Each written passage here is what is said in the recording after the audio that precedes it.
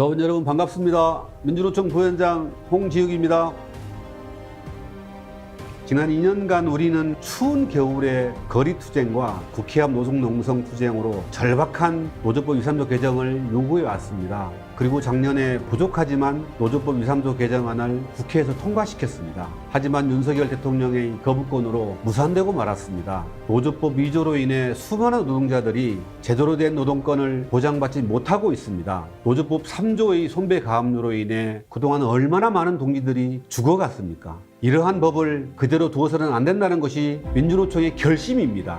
오늘 교육은 노조법 2, 3조를 왜 개정해야 하는지, 민주노총의 요구하는 무엇인지, 우리는 어떤 투쟁을 펼쳐야 하는지에 대해 차근차근 알아보겠습니다.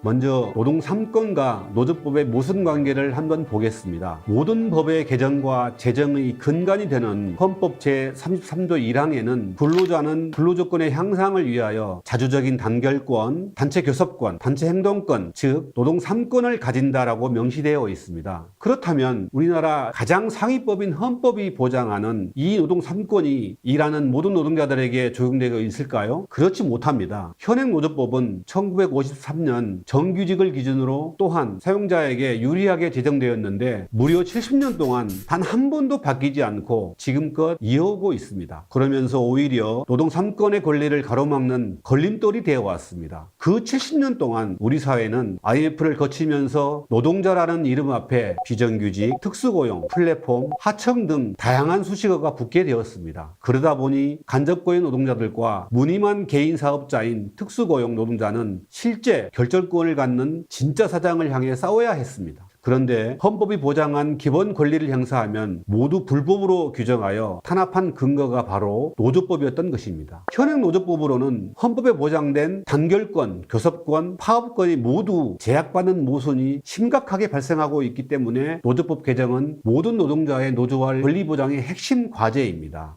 또한 ILO에서도 여러 차례 대한민국의 노조법 2, 3조 개정을 권고해왔습니다. ILO는 특수고용 노동자, 플랫폼 노동자, 프리랜서는 물론 자영업자, 농업 노동자도 단결권과 단체 교섭권을 보장받아야 한다고 지적하며 노조법 2조 1호의 근로자 정의를 확대하여 모든 노동자가 노조를 설립, 가입할 권리를 인정, 보장할 것을 기대한다고 지적한 바 있습니다. 그래서 우리나라도 지난 2021년 제87호 결사의 자유 및 단결권 보호에 관한 협약과 제98호 단결권 및 단체 교섭권 원칙의 적용에 관한 협약을 국회에서 비준했지만 노조법은 이에 발맞춰 개정되지 못하고 있는 현실입니다. 노조법 2조에 대해서는 국민 84%가, 3조에 대해서는 70%라는 절대 다수가 찬성하고 있고 국가인권위도 노조법 2, 3조의 문제점을 지적하고 있으며 법원도 같은 판결을 여러 차례 내리고 있습니다. 노조법 2, 3조 개정은 이제 거스를 수 없는 대세라는 것을 유일하게 국민의힘과 윤석열 대통령만 모르고 있는 것 같습니다.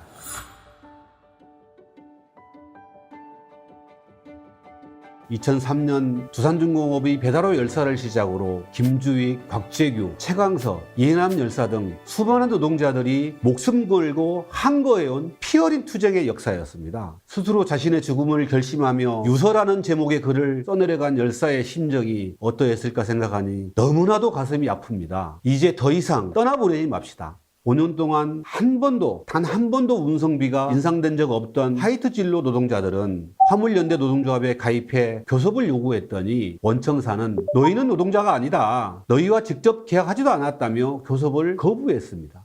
노동자라는 법원이 판결이 있었지만은 노조법상 특수고용 노동자라 보호받지 못한 것입니다. 교섭을 철저히 거부했던 원청은 132명 집단해고와 30억에 이르는 손해배상을 청구하며 탄압에는 아주 적극적으로 나섰습니다. 2년 전 1m의 새창살 감옥에 스스로를 가두고 51일간의 처절한 파업투쟁을 전개한 대우조선 하청 노동자들의 투쟁을 기억하실 겁니다. 왜곡된 다단계 하청 고용구조, 하청 노동자 10,000명, 선의하청 업체만 120개, 교섭을 해도 하청업체 사장들은 할 수 있는 게 아무것도 없다. 원청에 얘기하라며 결국 교섭에 나서지 않았습니다. 노동자들은 법에 정한 파업에 돌입하며 원청에 교섭을 요구했지만 원청은 교섭에 나오지 않았습니다. 그래서 이대로 살 수는 없지 않습니까? 라며 살기 위한 투쟁을 전개했는데 대우조선 원청과 하나오션은 형사고소와 손해배상 청구 소송을 진행하고 있습니다. 집행부 5명을 상대로 470억이라니 정말 억소리가 납니다. 경력 15년차 대우조선 하청 노동자의 연봉이 고작 3,400만 원인 걸 감안하면 한 푼도 안 쓰고 저축해서 1,300년을 일해도 갚지 못할 돈입니다.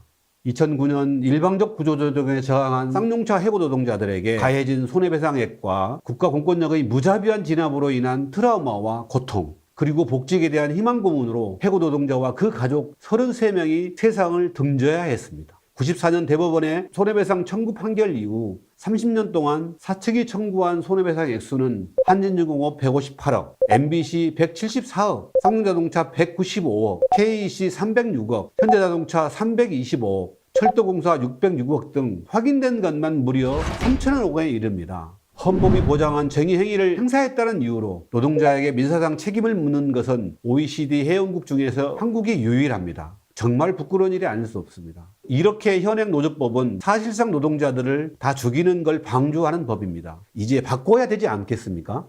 노조법 2, 3조 개정 투쟁은 최소한의 기본 권리를 요구하다 지쳐 쓰러진 노동자들의 죽음의 행렬에 마침표를 찍자는 투쟁인 것입니다. 이제 구체적인 민주노총의 노조법 2, 3조 개정안에 대해 김학영 변호사로부터 들어보도록 하겠습니다.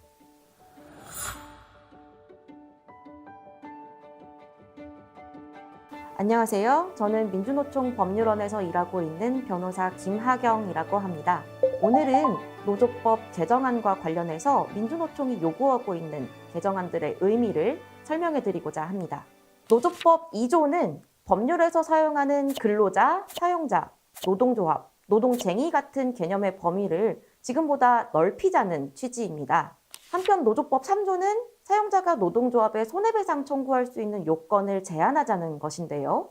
민주노총의 개정안대로 법 개정이 이루어지는 경우 어떤 변화가 우리 조합원들에게 와닿을 수 있는지 조문별로 한번 살펴보겠습니다. 현행 노조법의 근로자 정의 규정은 근로계약 관계에 한정하지 않고 특수고용 노동자를 포함한 노무 제공자를 두루 포함하는 것으로 해석되고 있습니다. 그렇지만 일반 국민 입장에서는 근로자성과 관련된 법리가 복잡하기 때문에 내가 과연 법적으로 근로자에 해당하는지 아닌지 알기가 어렵습니다. 그리고 현실적으로도 노동조합이 결성되고 사용자에게 교섭을 요구하면 사용자가 조합원들의 근로자성을 부정해서 소송에 가게 되는 사례가 정말 많죠. 막상 소송에 가게 되면 법이 요구하는 여러 가지 기준에 따라 그에 맞는 증거를 근로자 측에서 제시해야 되기 때문에 오랜 기간 동안 분쟁이 첨예할 수밖에 없는데요. 그렇기 때문에 우리 개정안에서는 근로자 정의 규정에 노동조합을 조직하거나 노동조합에 가입한 자를 일단 근로자로 추정하는 규정을 포함하자는 것입니다. 특수고용 노동자를 비롯한 노무 제공자들이 적극적으로 단결권을 행사할 수 있게 하고 설령 법적인 다툼이 일어나더라도 증거를 많이 확보하고 있는 사용자가 노동자가 아니라는 것을 입증해라 라고 입증 책임을 전환하자는 것이죠. 누가 근로자냐라는 문제가 있다면 누가 진짜 사용자냐 하는 문제도 빼놓을 수 없겠죠. 원청 사용자가 사업을 외주화해서 실질적으로는 원청이 하청 노동자들의 근로조건을 좌지우지하면서도 막상 사용자로서의 의무는 회피하는 사례가 점점 늘고 있습니다. 우리 노조법이 이미 근로자 개념에 대해서는 계약관계에 얽매이지 않고 있는 것처럼 사용자 개념 역시도 근로계약관계에 얽매이지 않고 실질적으로 하청 노동자의 근로조건에 지배력을 갖고 있다면 사용자로서의 의무를 부과해야 한다. 이런 방향으로 명확하게 개정하자는 것이 민주노총 개정안의 취지입니다. 이번 개정안에서 갑자기 처음으로 등장한 내용은 아닙니다. 계약관계가 있는지 없는지 여부에 얽매이지 않고 원청의 사용자성을 인정할 수 있다라는 법리가 이미 법원에서도 인정되고 있습니다. 주식회사 CJ가 개별 대리점주와 계약을 체결하고 있는 택배기사들의 사용자로서 단체교섭에 응해야 한다라는 판결이 선고된 사례를 들 수 있겠죠. 현행법만으로도 이미 이러한 해석이 가능은 하지만 개정안에서는 노동조합법의 사용자로 간주할 수 있는 요건을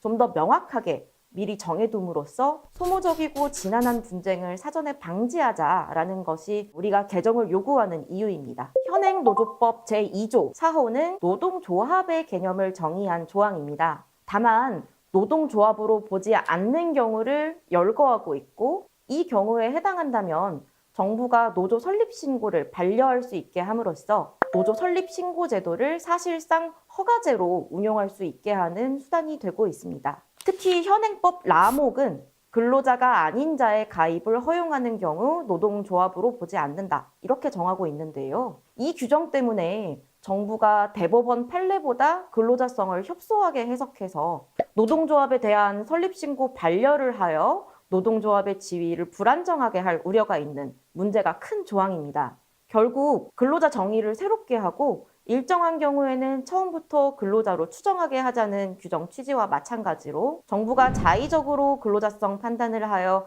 함부로 노동조합 활동을 제한하지 못하도록 이 라목을 애초에 삭제하는 것이 필수적이라고 하겠습니다.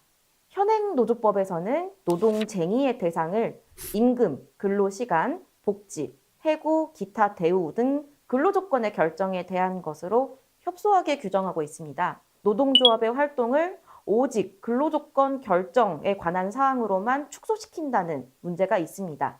노동조합의 활동과 의제는 그것보다 훨씬 넓고 또 다양할 수 있음에도 말이죠.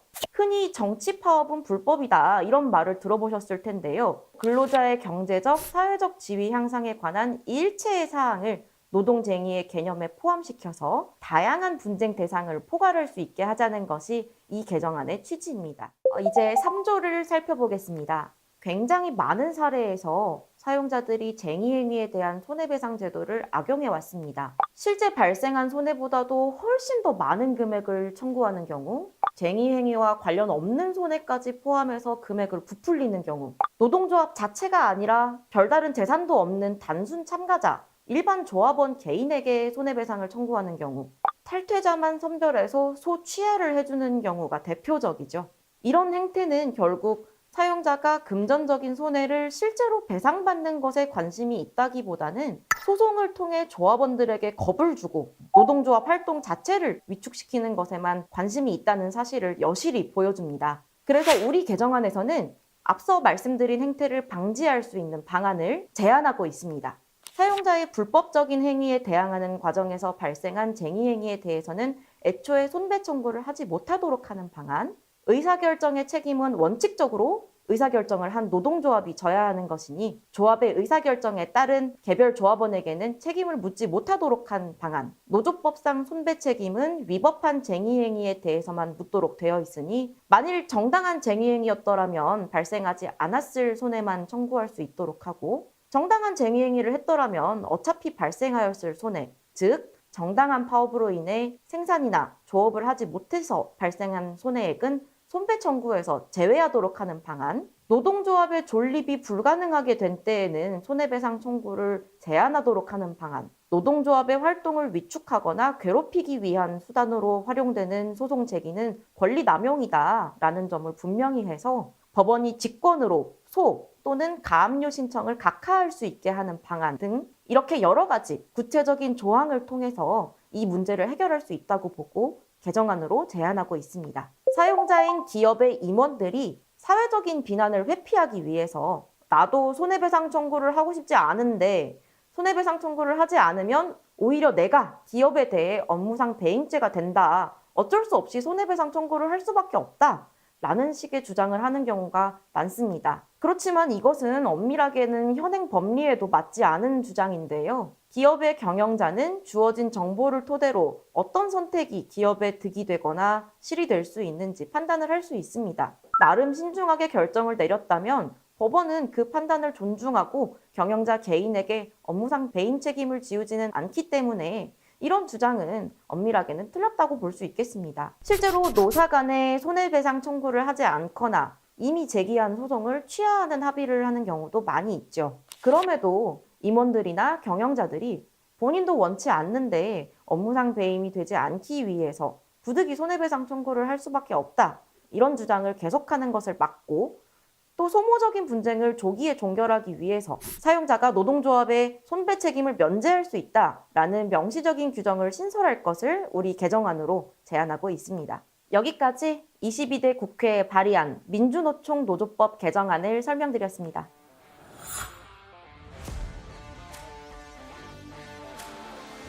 조합원 여러분, 이제 노조법 개정 투쟁을 통해 노동자들의 삶과 권리가 얼마나 달라지게 될지 정말 행복한 상상 한번 해보셨나요?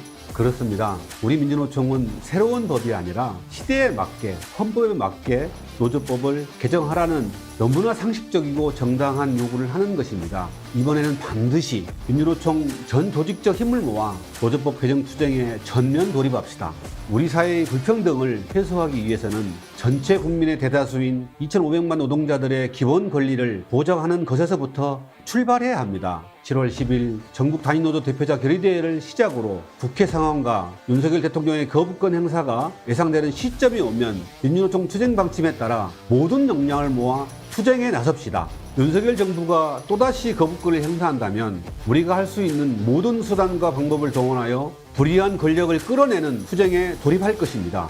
거부하는 그 즉시 바로 그 순간부터 가장 무능력하고 불통인 윤석열 퇴진을 위한 우리의 강력한 투쟁은 시작됩니다. 퇴진될 때까지 투쟁!